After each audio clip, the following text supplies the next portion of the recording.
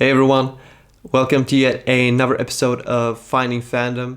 And this week, on this episode, we have none other than the Minister of Comics himself, Taylor Brown, joining us to talk and discuss the comic book hobby with us. We talked about some of the things like the Marvel Netflix series and, of course, the fear of missing out and what he does in order to get past it. And now, without further ado, here is Taylor Brown, the Minister of Comics.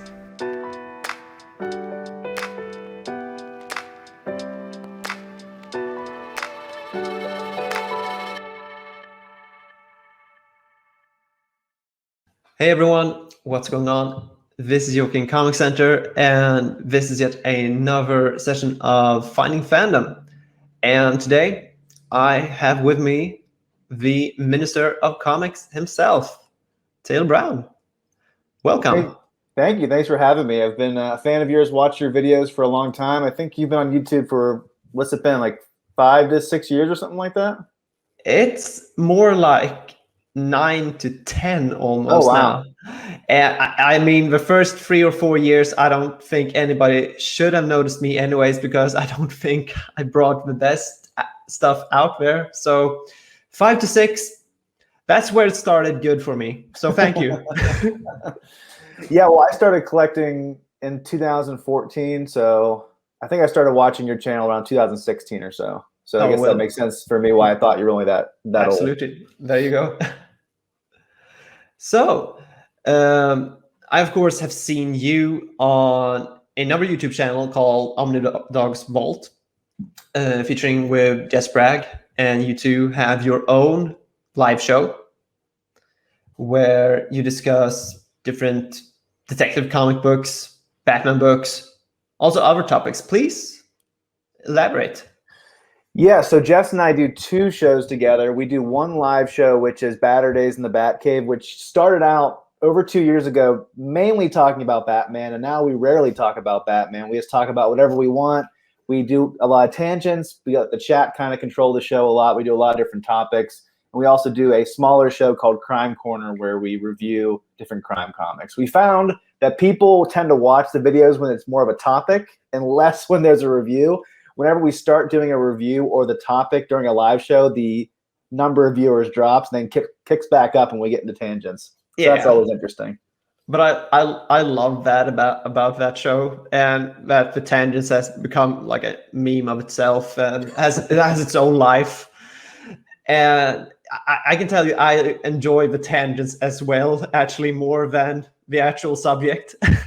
Yeah, a lot of times the tangents last for the first hour and then the last like 30 minutes. So usually the topic's only like 30 minutes or so, and most of it's just talking and just chilling with everybody in the chat, which is a lot of fun. And if anybody else has watched those shows, that first hour with tangents is like the shortest hour because it's just fun. It's just fun to watch you guys talking about it. Pretty much anything in the community. Yeah, I think it gets better as time goes on because Jess and I are actually good friends in real life, and we chat all the time. We talk every day. We text, FaceTime, things like that. So I think our friendship has made it more interesting because at first you don't really know each other. You don't really know each other's rhythms. You're still exactly. kind of like guarded. But I think it gets better and better as time goes on. It's more fun for both of us, I think. Absolutely, and it really shows. And you two are one of the best duos out there, actually. That's the praise I'm going to give you, and probably some more later on. Thank you. And then craziness ensues whenever Tyler Blunt jumps into the mix. So that's always fun too. Yeah, that's the spice, a flavor of its own in that dish. Definitely. It's like adding Deadpool to a team. It may not always be clean and efficient, but it's always interesting and funny. Absolutely, all the time. So, starting off with just the most generic question out there, how did you discover comic books and what got you into collecting and everything? Well, I think we're around the same age. So I think we really grew up in the heyday of superhero cartoons with Batman animated series, with X-Men animated series. I'm actually a big fan of X-Men Evolution. That was a big show for me when I was around 10 or 11 years old. I missed out on that one. I missed out on that one. It's kind of like a more teenage-centric version of the X-Men where like Cyclops, Nightcrawler, Jean, they're all in high school, and like Logan and Beast and Charles are like the the overseers of the Institute. Yeah. It was a really good show that I really enjoy. It's on Disney Plus if you want to check it out. Oh, But I I hope think, it's on. I hope it's on Disney Plus here in Europe, because I noticed that the Scandinavian show list is different from the American one. But of got course, it. there's also VPN and all of that you can use, I guess. Yeah, so it might be on there. I'm not sure. I just know in America it is. So hopefully it's Of on there course, for you. I think you would really enjoy it. I think you would have a really big kick out of it. I So I think think so too. those shows and like Batman '89, Batman Forever. You can say what you want about Batman and Robin the movie, but as a 7-year-old, I loved it. So those movies and those shows really propelled me into reading comics, and I had some trade paperbacks. I had some single issues whenever I was in middle school and high school, but I obviously didn't have my own money at that point. So I was at the mercy of my parents letting me have these things. And even back in high school and middle school, I kind of kept my collection in my closet and didn't really tell anybody about it. I would have Yeah. some Hellboy trades, some Batman stuff, Spider-Man stuff. I didn't really make it known to people.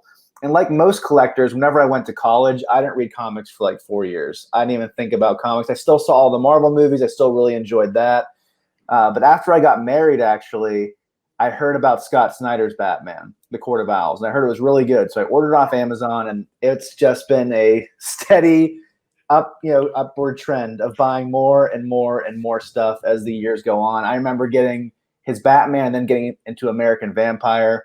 And then I found channels like the Omnibus Collector, Riley Moore, whenever Lou used to have his hardcover reviews channel, and then Yes. Jess and the Omni Bros, and then your channel as well. So those channels kind of goaded me on to buy more and more and more stuff and get more into Yes. stuff I didn't even think about before. Yeah. Sorry for that. It's a good thing and a bad thing, right? Yeah, I guess so. And we'll get into that also, about how all these channels has affected us in one way or another to get into this hobby. So, as you mentioned, we are brought up pretty much in the same era of animation and cartoons and everything. And you mentioned X-Men, but I know one of your other passions is, of course, the Bruce Timm Batman animated series. Yeah, And Jess and I have been planning to do a Batman animated series episode on Saturdays for a long time, but it's taking him a long time to finally watch the entire series. He's really enjoying it, but it's taking him a long time. And I've rewatched it so many times. I told him I'm good to go whenever you're good to go. That's my favorite my favorite piece of entertainment ever, because that gave me a love for Batman and a love for comics, a love for TV shows, a love for movies. So I owe my fandom pretty much to that show, and to shows like Batman Beyond, Superman the Animated Series. So that series has a very special place in my heart, that's for sure. yeah, mine too, because that is really our very first cinematic universe of sorts within a cartoon. Right, because they had Batman Animated Series, and they had the reboot of it. Then they had Superman going with that last season of Batman, and then Batman Beyond. It kind of just opens up with the Justice League stuff. That was kind of the MCU before there was an MCU. Exactly. So really, DC was first. Yeah, but now they've kind of given No. up on that and focused more on individual movies. So I think, say what you will about the DC movies, at least they have a little more freedom to do more exploration and to do different things. I'm really excited about the Suicide Squad movie coming up next week, because the first one was terrible and I really didn't like it. It was a big disappointment. One of the best trailers of all time that led into one of the most disappointing movies ever. So I've heard a lot of great things about James Gunn's Suicide Squad, so I'm really excited for that. And when it comes to the DC movies, I'm not really the guy to talk to, because I'll be so apologetic about any movie and just try to find the silver lining with it each and every movie. And I really think that I wanted to do something else with that movie, but after the release of Batman v Superman, the corporate just said, no, we need this to be something else, because this was too dark. We need it brighter. We need it more funnier. So just like the Justice League by Joss Whedon, I think the first Suicide Squad movie was affected in the same way. Yeah, I think DC is finally learning that we need to hire the right people and let them do what they want to do. I think they've had success with that with certain movies like, well, Birds of Prey didn't do well financially, but I think it was more critically well accepted than others. Wonder Woman 84 wasn't very good, unfortunately. I wasn't a fan of that movie. It wasn't that strong. We were both really disappointed with that movie, my wife and I. My wife doesn't watch all the superhero movies, but she loved Wonder Woman. And halfway through, she's like, "What's going on in this movie?" I'm like, "I don't know." So, like Shazam, movies like that. I like Aquaman. So the movies that kind of allow the creator, the director, and the writers to do their thing are the best. Absolutely. And yeah, and we also have different world exploration now with Joker. However, that is gonna tie into the bigger picture if it would be a part of any of the other movie universe and everything. With it being one of the most acclaimed movies, one would think that we would want to stitch that into a bigger picture, I guess. Yeah, it doesn't sound like they have plans to do that. It sounds like Todd Phillips, the director, and Joaquin Phoenix kind of want it to be its own thing. I have a Oh, hard time imagining Joaquin Phoenix being in like a shared universe, but I could be. Maybe there's something that's been shared that I didn't hear about. no, me too. I'm all the way with you on that because I think that it stands so good on its own. But with the sequel coming out, or at least being worked on in some way or form, I'm a little scared actually because I want to keep that picture of the Joker as it is with Joaquin Phoenix and just keep it as it is. But then the sequel, I guess you can take it or leave it if you want to watch it. Yeah, I guess we'll see what happens. We'll see if they announce it. Absolutely. And yeah, as you know, you've seen my channel, so you know that I sort of made a hard left turn or something when it comes to the collecting habits and everything. I mean, I used to make haul videos and everything and really push the agenda on picking up stuff. But then I started thinking about why I really pushed so many books into my haul videos and everything. And I mean, some of that goes back to the fear of missing out and everything. And I know that really no one is a stranger for that, I guess, in this community. But I mean, if I could ask you, what are your best advice to avoid the fear of missing out within the comic book community? I think you need to be careful of the voices that you listen to. Just because a lot of people like something doesn't mean that you're going to. And so developing an inner circle of people who know your taste, that know what you like, and will tell you, "Oh, don't read this, you're not going to like it. Read this, you're going to like it." Like, I have Jess, I have Tyler, other people who know me and know what I like, and I listen to them. I'm not going to listen to some random person I never even met who doesn't know what I like. Even though that's hard because you see a book that looks really cool, it sounds really cool, but then you read it and you're like, "Oh, that wasn't for me." And so you have to do your research. You have to do your research into, is this a creator that I like? That's probably one of the biggest things. Do I like this creator? For example, if Ed Brubaker does something, I'm going to buy it. It's just plain and simple. I'm going to buy it. If Ed Brubaker and Sean Phillips do a My Little Pony comic, I'm going to buy it. So you have certain creators that you're going to follow. I don't just follow characters. If I bought every Batman comic, I would go broke. I have to pick the ones that interest me. I have to pick the creators that interest me. So I think having a good inner circle of people who can speak into your life of, this is for you, you should try this, this isn't for you. And also just knowing the creators that you like will really help limit your purchases. Murdoch, come here. That's good. And yeah, just, and I guess what goes into that is also read what you have so that you'll actually discover whose artwork do I like, whose writing do I like, and feel that writes for me. And I was not surprised when you mentioned Ed Brubaker and Sean Phillips at all. What would you say is their best stuff right now? I think for me right now, Criminal is still the tip top for me. I love those hardcovers, and I think the best part of the run is the Cruel Summer hardcover that came out last year. I think Reckless could end up being my favorite, but it's only 2 volumes in, so I can't really make that decision right now.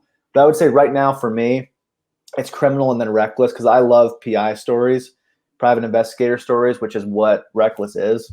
So it was kind of like whenever I heard the announcement, I was like, wow, it's like Ed Brubaker read my mind and said, I'm going to make a comic just for Taylor Brown. Yeah. Obviously he didn't. But that's how it felt to me at the time. And that's always good because then you feel secure within your purchase and everything of that book, and it feels like you gain value from it. Right. Right. So most of what they do is great. It's hard to create like a hierarchy of what's the best, but those 2 are probably my favorites though. doing my like those top 10 videos of like top 10 DC omnibus and top 10 Marvel and everything. That was some of the hardest thing I ever done. Oh, it Because can be challenging. Whenever Jess and I were talking about doing like a ranking of Ed Brubaker, and we're like, but it's all going to be like S and A tier on that like little list. We're like, what's the point of doing it? It's all going to be like on the same. Maybe there's like 1B or something like that, but it's all going to be great for us for the most part. yeah, and when I made those videos, I never really made like this is number 1, this is number 2, this is number 3, because that would like totally destroy that list and my own liking for it. Right. And it really changes from week to week depending on what you read, I guess. Yeah, I'm not a huge fan of rankings because, yeah, you're right. It does constantly change in your own mind all the time. And then you forget, oh, I left that out. I totally forgot to mention that. So Yeah. rankings can be tough. Yeah, because I noticed that because I sold my Lock and Key mini hardcovers because they are coming out with the compendium-sized hardcover, which is like an omnibus size from IDW, and I never thought we would see that. Yeah, it's like a phone book, I think. It's pretty big. I'm so ready for another phone book. And I mean, when I did the independent comic book top 10 list, I slightly included some Vertigo titles there also, but what it really should have been was non-big 2 titles, I guess, top 10. Right. But since I sold those off, I never included Lock and Key because I didn't have the physical copy there, so I forgot. Yeah, it's definitely my top 10 as well. What did you think of the TV show? Did you watch it? I watched it. I think I watched the pilot twice because I tried to get my girlfriend into it as well. And I don't think she ever picked it up again. And I didn't want to see it all again because not a really huge spoiler, but for anyone that has watched season 1 of Lock and Key, is pretty much they drain out all of the comic book material pretty much in the first season, which I feel is pretty sad because then we'll have to rely on original writing from a TV writing team, which I do not support as much. Yeah, I really wasn't a fan of the first season. I didn't even finish it. It just didn't feel like the comic to me at all. And I feel similar to Sweet Tooth, even though I've never seen it. I just saw the trailer and felt like this isn't the comic at all, which is, I understand it's an adaptation. It's not a direct interpretation, but exactly. I've heard a lot better things about Sweet Tooth, and I've heard it's really, really good. And now that it actually has a second season coming, because Netflix is notorious for canceling things for no reason. Yeah. So I might check it out. But Lock and Key, I don't know what it was. They tried to make it like appeal just to teenagers almost. It seemed like it was a really like a CW type show, whereas I feel like the comic's more like an HBO show. Yeah, it should be more eerie and thriller-like. That's how I felt reading the first 6 issues in Welcome to Lovecraft. Yeah, it's so violent, but the show's not violent at all. It's not creepy or disturbing. It's more of like a fantasy than a horror. The comic is really horror, whereas the show is more of like a fantasy, which isn't what the comic was. So that's why I had a disconnect there. Yeah, and let's see here, with canceling shows like Jupiter's Ascending, or was it Ascending? Jupiter's Legacy, I mean.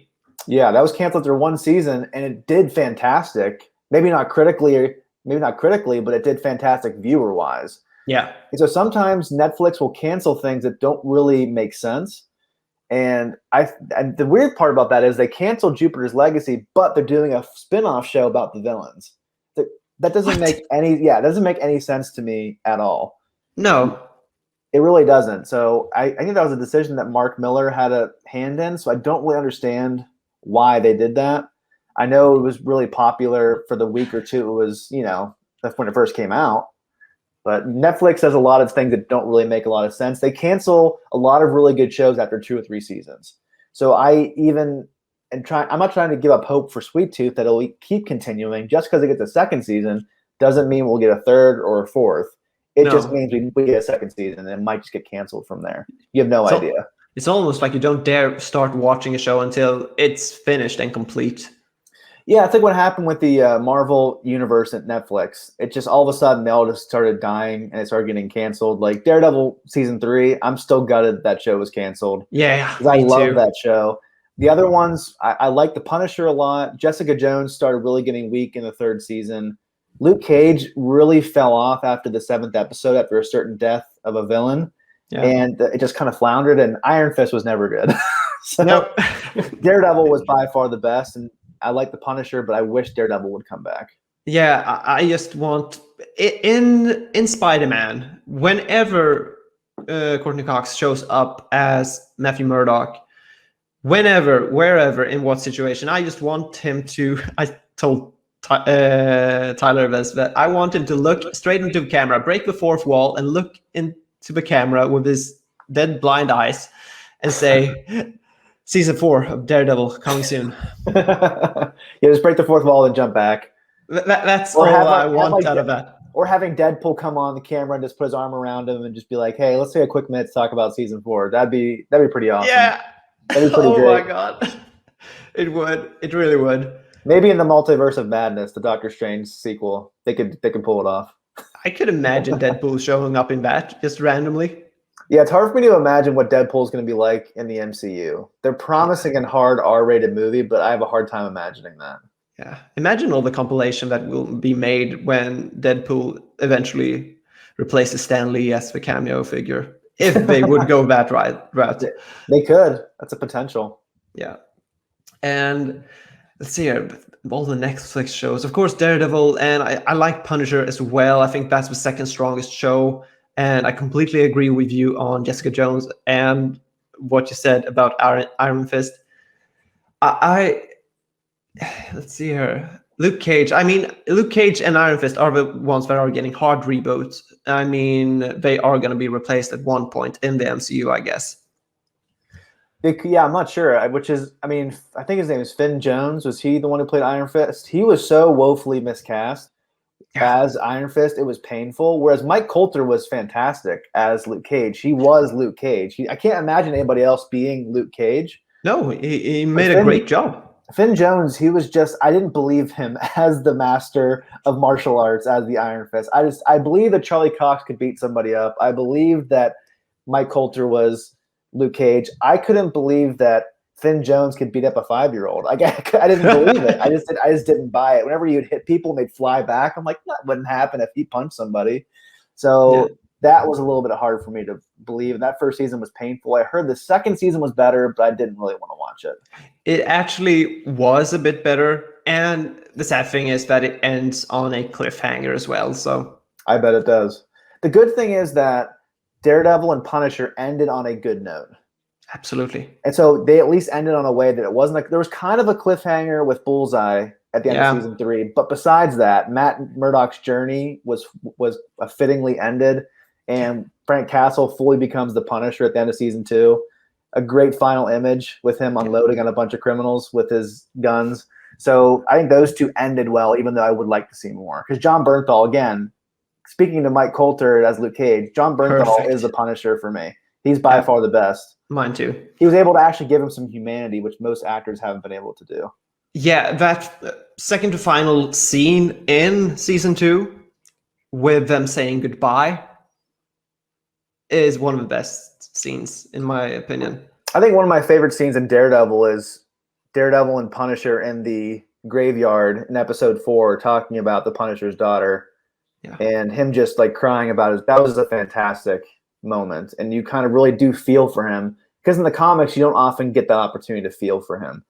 More often than not, he's like a hurricane that comes through and destroys everything, which I love. But it was really cool to see in the show him be more of a human being. Yeah. And I haven't really jumped into any Punisher comics because I've always seen Punisher on screen. So I'm the one that kind of backs off from picking up any random comic book of it because I'm so afraid that this won't represent the Punisher character that I've seen on TV or movies. And I want the one from the Netflix show. Which would you say represent that the best, if any?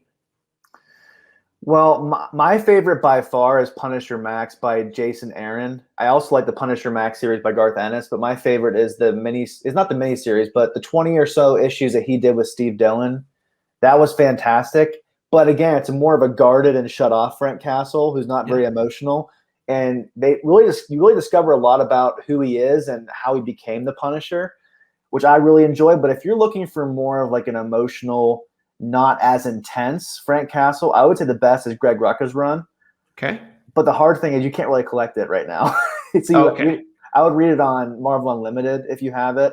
That'd be the Absolutely. best way to go about it. I'm sure they'll make an omnibus of it at some point, but that is kind of Probably. hard. Maybe not though, because I feel like Marvel's kind of been stepping off the Punisher recently for various Um, reasons. I think they're kind of nervous yeah. Oh, about him as yeah. a Right. character. That. So I hope to get that omnibus because I love that run. I just don't know if it's going to happen because there is a Declan Shalvey and Ed Brisson Punisher comic that's been on the shelf for a year that hasn't been published yet Oh. because I think Marvel's nervous to publish a Punisher comic in this current atmosphere, and they're nervous about what the comic would say, I guess. So I'm not sure if they're really going to be leaning into the Punisher anytime soon, which Yeah. is a bummer for me because I love the character. Yeah. But they really pushed out pretty much every reprint they could have made at that time when they were publishing Punisher books at most. Yeah, And we did get that Garth Ennis reprint. Was that 2 years ago? yeah. So I hope we get the Greg Rucka omnibus because it's a really short run, so it's not a huge tome. It's like a really manageable omnibus, probably like $75. So I would love to have that omnibus in my collection because I don't currently have any of that material on my shelf. All I have is, Marvel Unlimited where I read it. Yeah. And let's see here. You are very selective. I've seen that within your videos with Just Bragg that you don't actually buy everything that comes to mind because you bring up a lot of books. Sometimes you watch the previous catalog and everything. So how do you pick and choose, really? Yeah, for your viewers who maybe don't know who I am, I'm usually up in my office where my comics are behind me, so you could probably see some of Yeah. them. But my son's sleeping in the room next to my office, so I don't want to mess with him. So you can go on Omnidog's Vault, or you can go on my Instagram page to see more of my collection at Minister of Comics. But I am pretty selective. One, because I'm a cheap person by nature. I'm a very frugal person by nature, and I have a good job, but it's not the most high-paying job in the world. So I have to be smart with having a family, with having a son, with trying to save, trying to be smart with my purchases. So that's probably the biggest driving force is that I want to be smart with my finances and not get myself in a hole because I think you're still a part of the Omnibus group, right? On Facebook. I actually left it I think it was the beginning of May or maybe the end of April Oh, because I do remember that. Right. I needed to focus on my exams because I discovered that I went into that fantastic Facebook group several times a day. I went into it more so than there were updates coming about books or any members that updated folks about anything comic book related, really. And I just felt that, okay, maybe I need to step back because this takes up a lot of my time.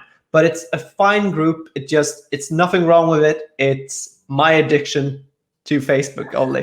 Really, Well, that's why I stepped out. Well, anyway, you're a part of it, so you'll know what I mean. Every once in a Yeah. while, you'll unfortunately see someone who says, "I'm in a bad financial situation. I need to sell my entire collection to get out of the Yeah. hole." And I'm not trying to put those people down at all. We No, all go through absolutely. different things. We lose our jobs. Things happen. A loved one passes away. You need to cover finances for your family. Whatever it is, I don't want to be in that position where I have to sell a bunch of books or sell my entire collection to get out of a bad financial spot. So I always want to buy out of being in a good financial area of my life. So Yeah. I want to be smart. I want to be able to maintain my collection over my entire life and not have to get rid of it quickly because I bought way too quickly. Yeah. Like For every book. I have to be disciplined in that way because I'm married to someone and you can't just buy whatever you want. Of Even course though my not. wife is very supportive of my collection, you have to be accountable for how much you buy. So there's that. So I think my frugality is the big part of it, being cheap. Another part of it is just trying to be smart with my money. I think being cheap and smart with money is sort of the same thing, actually. It depends on the situation, I guess. Right. People make fun of you for being cheap. They don't make fun of you with being smart for money. There's kind of two sides of the same coin, I guess. But anyway, I also don't want to just have everything. I want to have things that I like. And so I have a huge pile on my floor of my office right now, books I need to sell or give away because I'm never going to read them again, or I just didn't like them. And there are some people who are completists, and a completist is, even though I hate this run, I want all the X-Men books, so I'm going to keep it in my collection. You know, we both love the Uncanny Omar from Near Mint Condition. Of course. He has like everything, and he hates a decent part of his collection. His X-Men collection. He has a lot of Bendis stuff that he hates, but he still has it. And he has the space, and it's part of his job to have those things. So that's awesome for him. But for me, it's not going to work with the space that I have and the collection that I have. So I have to be more selective. I just bought my last Kalak shelf that will fit in my office. So this is all I have at this point. Once I reach the end of these shelves, I'm going to have to either purge some stuff to make room or stop collecting in general. So unless I move to a different house at some point and get more room. So I think you've had to deal with that with moving. So you know what that's like to have to sell some stuff off to make room and to be smart with your choices. So but you know how annoying it can be to sell stuff too. So I don't want to deal with that. Yeah, what I found, if I'm going to bring up the annoying part right away, the annoying part for me would be to meet up people face to face. Actually, I do not care for that type of transaction most of the time, because I don't know how people are in general. Maybe if they're a stranger, how they're handling their money and everything. I do not like cash. I think it's gross, actually. I do hate cash because I hate change, because change ends up getting wasted a lot. So that's why I don't love cash in general. But I agree with you. If I can just do online purchases, card purchases, that's all I want. You should get like a card reader and just swipe people's debit cards.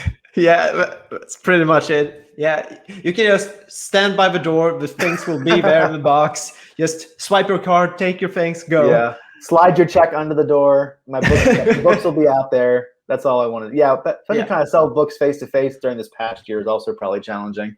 But really, when it comes to selling your stuff, because I made one video on how I sell my stuff, and there's really no thing is impossible to sell if the price is low enough, because you have to sort of come to this point if you really try to sell some of your stuff off. Oh, here we go. Words. I get what you mean. Don't worry about it. Yeah. When you try to sell your stuff, if you want something more than money, that will show on your listing on the product itself. Because if there's someone that set the price on $50, $100 and everything, so upwards, that person is probably trying to make some money on it. A person that sets it on $5 or maybe less, that person is trying to get rid of the stuff simply. And I think that actually works better. I've done that with some stuff that I actually thought that I could make some money on. Then starting with a lower bid, it actually has turned in some bidding wars sometimes, and that's more fun to watch. Oh yeah, it's almost as thrilling as like buying your own books, but instead you're just getting rid of some and you're getting money for it. Right. There are just some books I know I'm not going to make enough money on it to justify selling it. You have to deal with shipping and things like that. The hassles that go along with that. And so there's some books I know it's not going to be worth it to sell online, because I know I'm not going to make enough to justify the effort of the shipping. And then taking it to a place like Half Price Books, you don't really make that much money off of it. Or I try to give it to friends I know who would like to read it. So those are the three options I have. Do you feel that if the shipping cost is more than the price of the product itself, it's not worth to sell it? I think so. The big thing is the person willing to pay the shipping cost? If not, it's not worth it. Because, I mean, I always leave that up to the buyer, because it has always been that way, that the buyer always pays for the shipping. In some rare cases, if I sold off like 15 or 20 manga books in one go, then maybe I could stand for the shipping, because I know I'll make plenty of money on just selling all of those books instead. That's maybe where I can stand for it. Yeah, like I've sold an out of print omnibus before for cover price and been like, you know what? Don't worry about the shipping because I'm making enough money on this that doesn't really matter. Exactly. Whereas if I'm selling a book for $7, I don't want to pay $7 shipping. No, of course not. There's no profit to it. So there's no reason to even do it. So yeah, it really does depend on the item that you're selling. Is it worth the shipping or not? So Yeah. that's why selling some like trade paperbacks, selling them are difficult sometimes. Because a lot of times you want to sell them as like a set. Not everyone wants to buy them as a set. Yeah. So that can And be then frustrating. there's the opposite. There are some people that just message you then and say, "Hey, I just want this one. Could you like put it up on a separate auction?" So there are all the kinds out there. Right. And it's like, well, I can't do that because then nobody else is going to want the set because this one's missing. So that exactly. Right. So and besides the money, of course, if you are looking for another goal, there is of course also the space that they do take up. So at least if you sell them off for scrap money, you'll at least get your space back on your shelf for selling them, and they don't take up any other storage space. And there's of course also the time aspect of it. At least you're not wasting your time rereading that stuff that you felt that didn't give you any value. Right. It's like, is it worth it just to have it on my shelf and not read it as opposed to getting rid of it and not reading it again? It's the same exact thing. It's just out of your house and less clutter in your house. And a lot of times, like I bought this 5 years ago. I'm not missing that money. It's fine just to get rid of it and to give it to somebody. Yeah. I had the books that I thought I'd never sell were the Longmeadow Press leather-bound books of the complete Frank Miller at that time hardcover with Batman Year One and The Dark Knight Returns and Wanted Santa Claus, Dead or Alive. Really? I didn't know that story was in there. Yeah, just in the middle of it, and just some random story, really. It wasn't something special, but I guess it was published in a Legend of Dark Knight or something like that. Yeah, it was like a black leather-bound book, right? Yep. And also the Joker, the great stacked deck, greatest Joker stories ever told. I can't remember the title completely, but it was like in full purple and golden side pages. Wow. Yeah, I never heard of that either. Yeah, it pretty much, if you would buy the Joker 75th or 80s anniversary hardcover deluxe edition, you would get the same stuff in it, probably to a certain point, because these were published in the late 80s. Got it. So the binding in them was very, very stiff. And the Joker stories, I read it once, and I read it once again, noticed that they were in the 75th celebration hardcover. So, okay, double dipping. I don't need this. And of course, Year One and Dark Knight Returns has been published over and over again in paperbacks, hardcovers, and different special editions. So I could access those stories without touching this brittle little leather-bound book.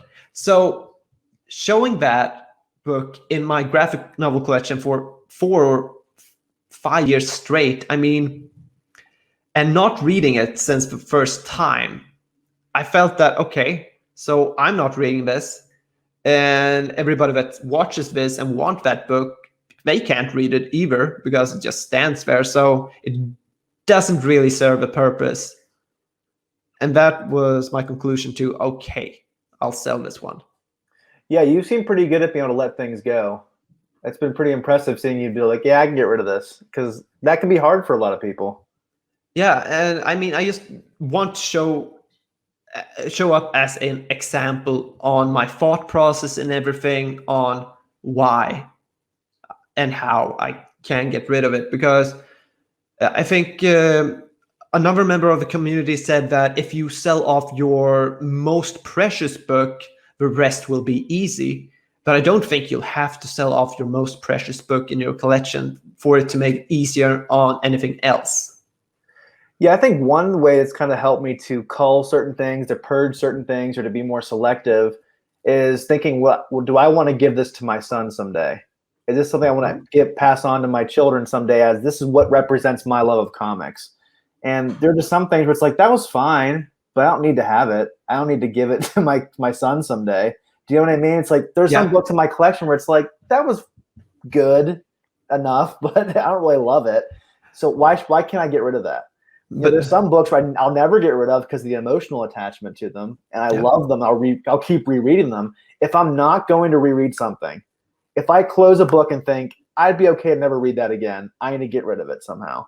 Yeah. I need to sell it, take it to half-price books, give it to a friend. Otherwise, what's the point? It's just having the status of having all these books. Like, exactly. Nobody actually cares. Nobody actually cares.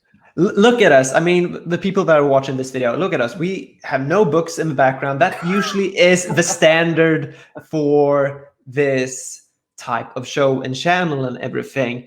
I mean, because sure, there could be one kind of status quo with having shelves on shelves in the background. And I know what I'm talking about. I mean, I've showed up with some of my Billy IKEA shelves in the background, but I was always aware of what I was doing with that. And I know I sent a certain message that this is how it could look, but it's not how it should look. Because with another video, I made my perspective of how to make a better collection. And it's not necessarily having a bunch of books on the shelves. Yeah, I just always want to love the collection that I have at the moment.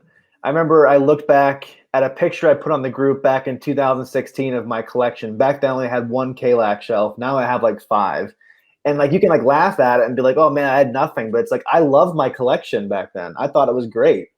And I love my collection now, and I think it's great. And I hope in 10 years from now I'll think the same thing. And everyone watching, don't feel ashamed about your collection if it's small or if it's selective. Your collection should be a reflection of who you are as a person. And if you're happy with it, who cares what anybody else thinks? I'm actually jealous at some of the smaller collections because I think that the ones that has less would appreciate or should appreciate things that they have more.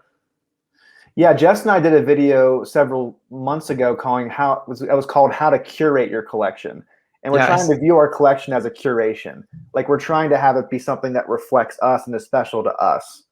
And I know Jess is trying to whittle down some of his stuff and try to get rid of some stuff because he wants to unload and things like that. I'm not trying to spread a rumor. Jess isn't getting rid of everything. Just saying he's trying to get rid of some stuff because he has a lot of, as we all know, Jess Bragg has a lot of stuff. So we're trying to. He has a lot of stuff. He has a lot of stuff. I'm actually going to be going down to DC with my wife on a trip, and we're going to be visiting Jess. So I'll get to finally see beyond me the vault with my own 2 eyes. So that'll be great. Nice. So that'll be fun. Bring your camera and a big box that you can take home some books with. Well, he actually is selling me some books, but I can't take any though. He'll notice. He knows the one book I want to steal off his shelf, so he'll definitely be watching me the entire time. But I just want to say to everyone out there, like I already said, if you love your collection, that's more than enough. Doesn't matter how many books you have. It could be 5 books. As long as you love it, that's a great collection. Absolutely. 100% agree. And let's see here.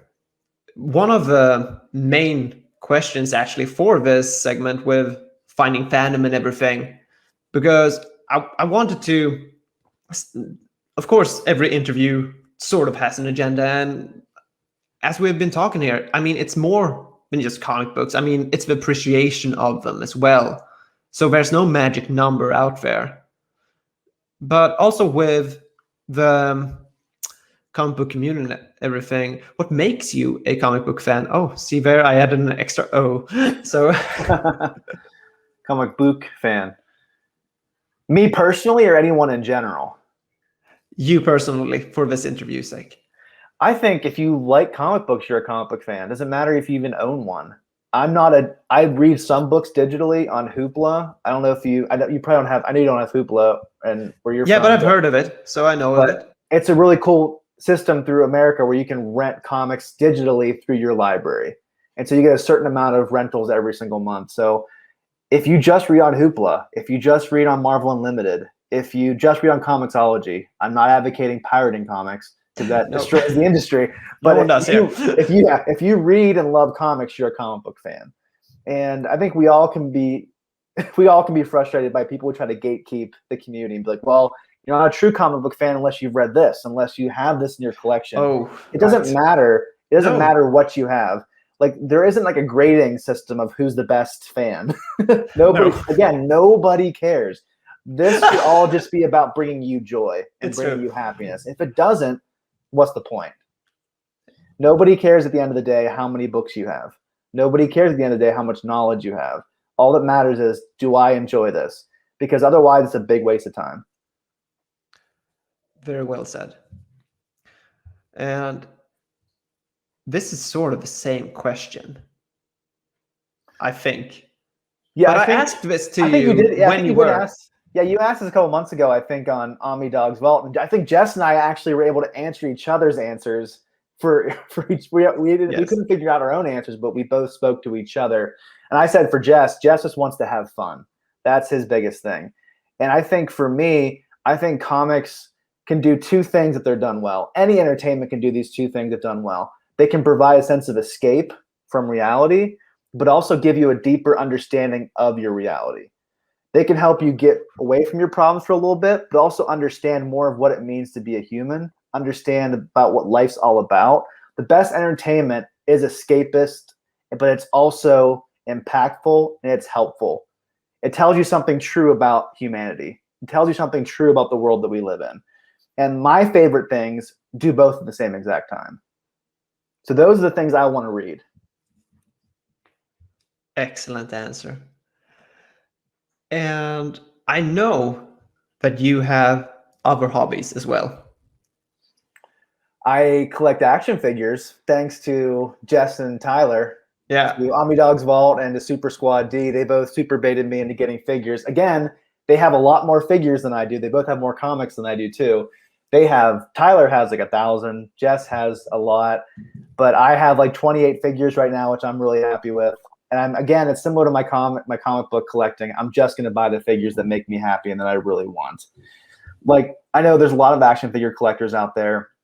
And again, I'm not trying to put them down or anything. That's their hobby. Do whatever you want. It's your money. They'll buy figures that they hate so they can get the piece for a certain Build-A-Figure. Oh, and yeah, that concept. I'm just never going to do that because that makes me so angry.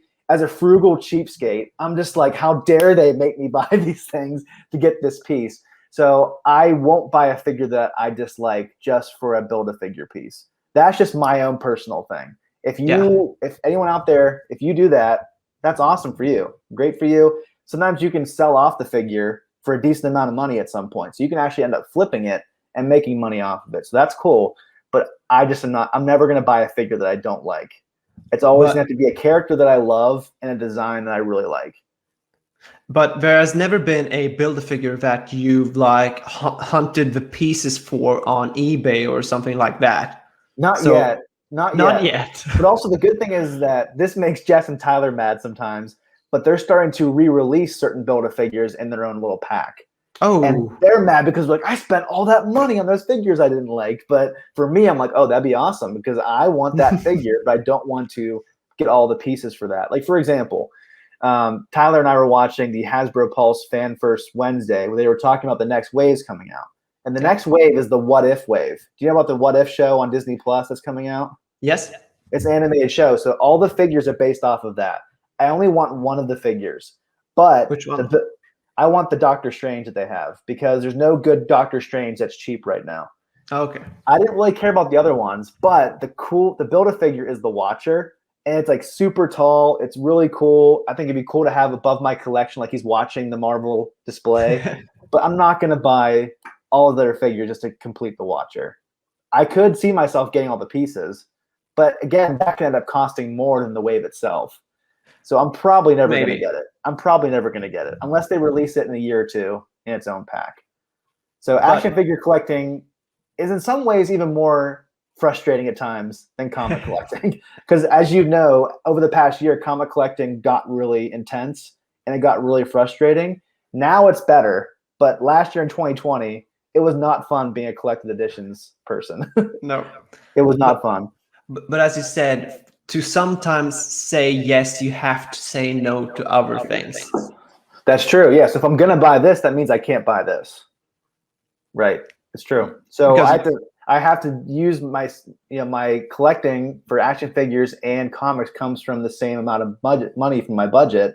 So I have to buy less comics if I want to get some action figures. So you have to there's a trade-off there. So you have to be discerning over what you should buy.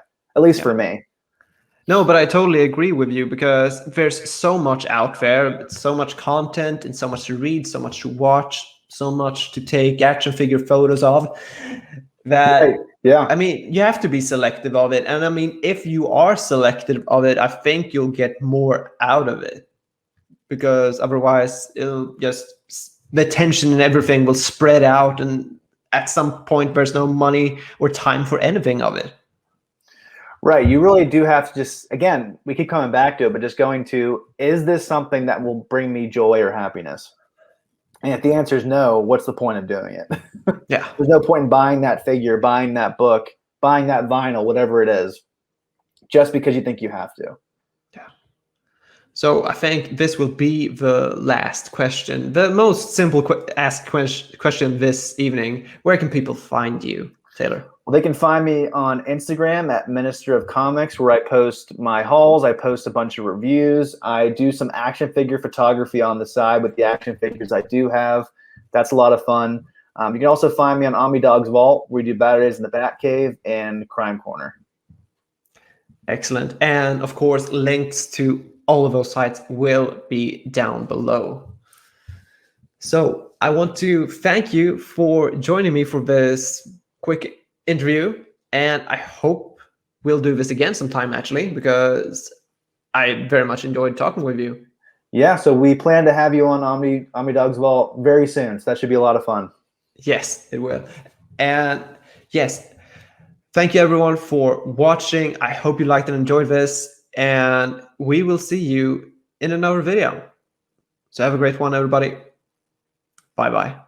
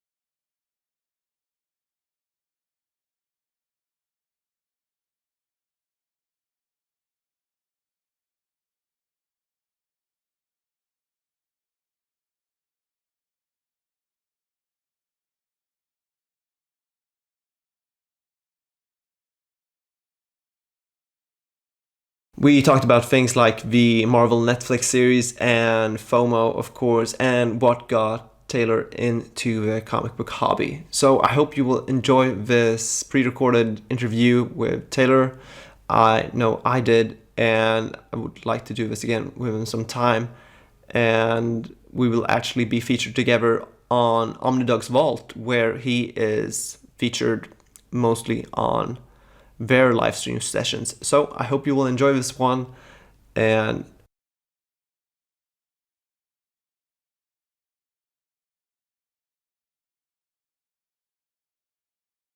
hello everyone, and welcome to yet another episode of Finding Fandom.